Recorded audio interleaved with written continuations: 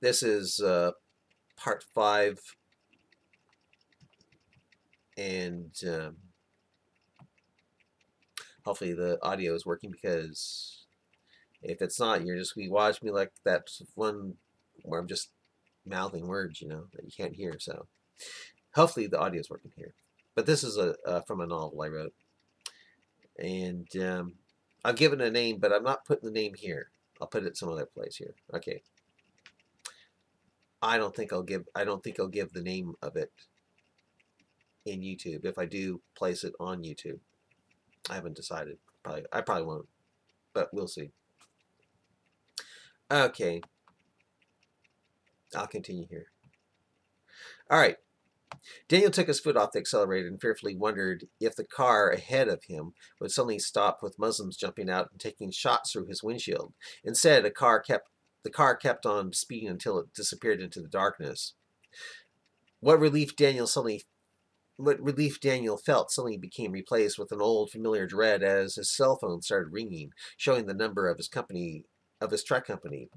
It was his dispatcher, Desmond, calling to stress another concern. "Hello, Desmond," said Daniel. "Working overtime? I thought you'd be home by now." Desmond made a sigh of disappointment of the cab's phone intercom and said, "Daniel, what are you doing now? Tracking shows that you are headed down Highway 6 now. Not Highway 93, but Highway 6. Do you know how long that will put you back if you head to Vegas without turning around? Were you daydreaming again?"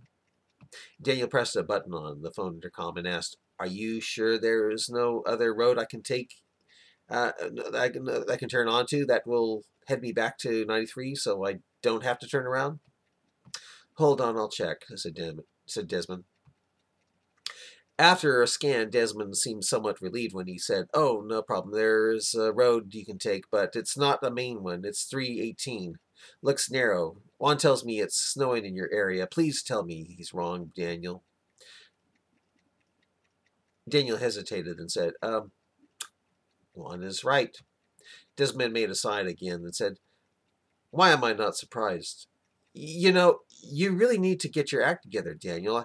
I don't want to have to report you, but refrigerated loads have to get in on time. You do know what getting loads in on time means, don't you? It means making customers happy." As Desmond began to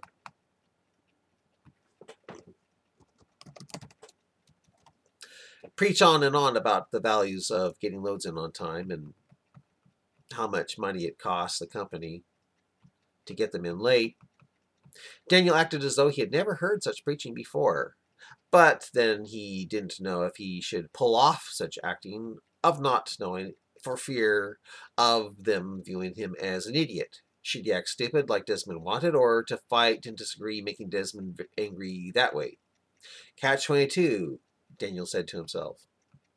As Daniel found himself thinking how trapped his life seemed to be becoming, he suddenly saw headlights in his mirrors. Daniel felt his heart start to race again when he noticed that the lights behind him were speeding toward him. It wasn't one, but two of them. Daniel hit the intercom button and said with a somewhat shaky voice, "I, I think, I think you're going to be very happy soon, Desmond." "What does that mean?" Daniel watched the car pass him up. It wasn't a car, but a van. The windows were dark. Less than a minute later, it too disappeared into the darkness. "What do you mean?" asked Desmond again. Suddenly, Daniel saw a pickup pass him by at a very high rate of speed as well. Unknown to Daniel, it was the same pickup that the truck hijacking killer had jumped out of yesterday. "Man," thought Daniel, "is this Nevada's Autobahn?" "Are you thinking of quitting?" asked Desmond with a sound of hope in his voice.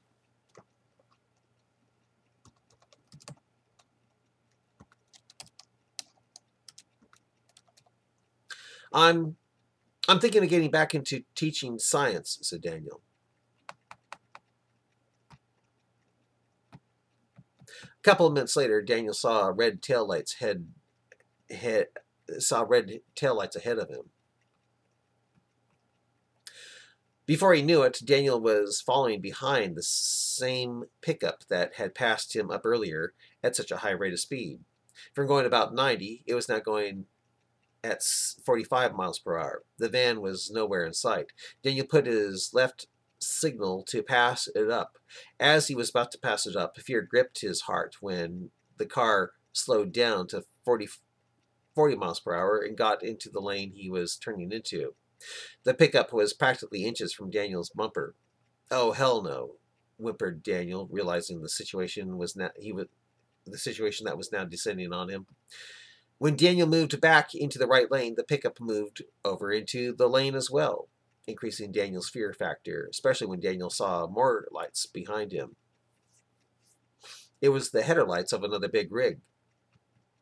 Before Daniel knew it, the big rig was right behind him due to his traveling 40 miles per hour to keep from running the pickup off the road, which was a temptation Daniel was now considering.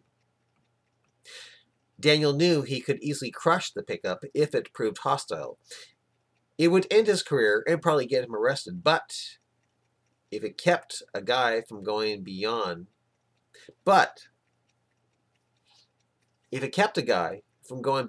just miming gunshots at him. Suddenly, the pickup slowed down even further. It was now down to 30 miles per hour. The big rig behind Daniel sounded its air horn. Daniel put on his emergency flashers, and the truck passed him up. The pickup didn't block that rig. It was deliberately singling out Daniel only, making Daniel feel sick to his stomach. Now Daniel found himself sweating. He prayed to God to help him out of this, but the pickup slowed and ended up doing exactly like it did with the truck driver yesterday. Daniel instinctively felt his foot putting on the brakes.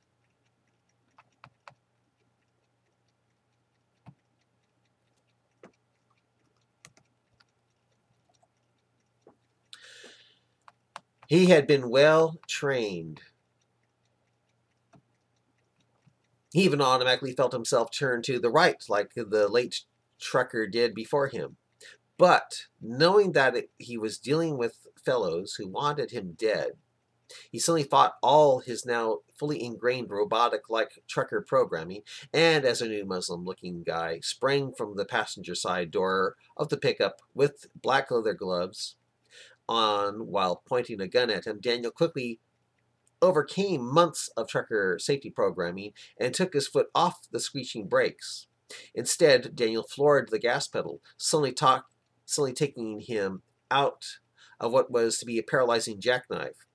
Daniel then turned to the left, not to the right, but the left, and charged his rig into the direction of the pickup. Daniel saw terror in the Arabic-looking eyes of its driver as he quickly tried to back the pickup off the road to let Daniel pass. The sound of crushing metal and shattering glass was heard as Daniel's rig struck the pickup at 12 miles per hour, knocking the pickup to the side of the road. The man pointing a gun at Daniel had his face bashed onto the top of the pickup before he was then sent flying into the roadside gravel when the pickup was rammed.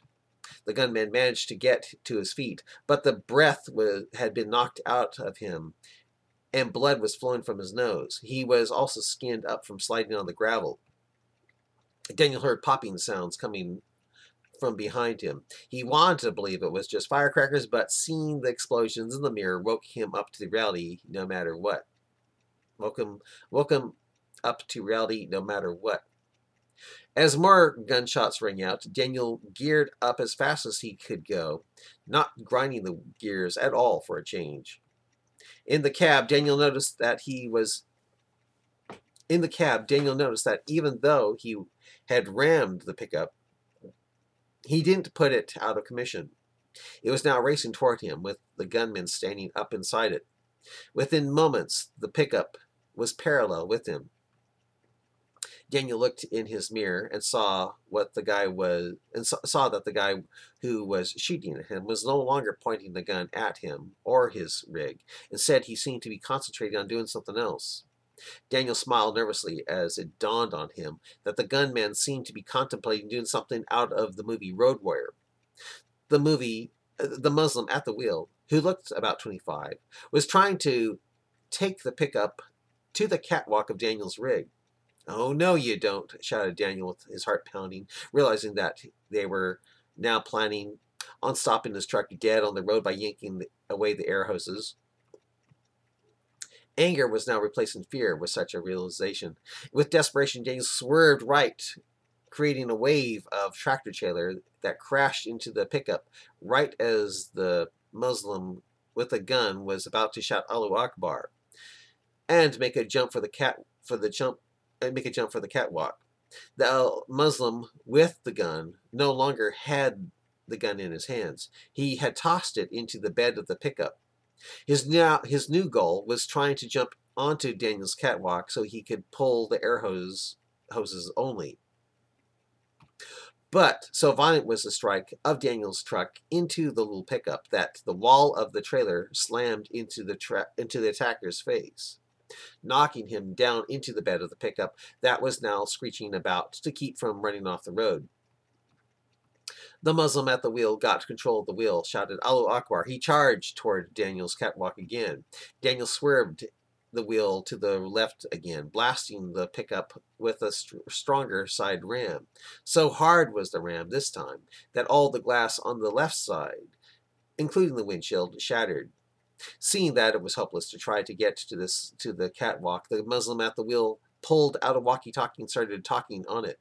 Daniel felt somewhat relieved that the Muslim had chosen a pickup to do their Allah work.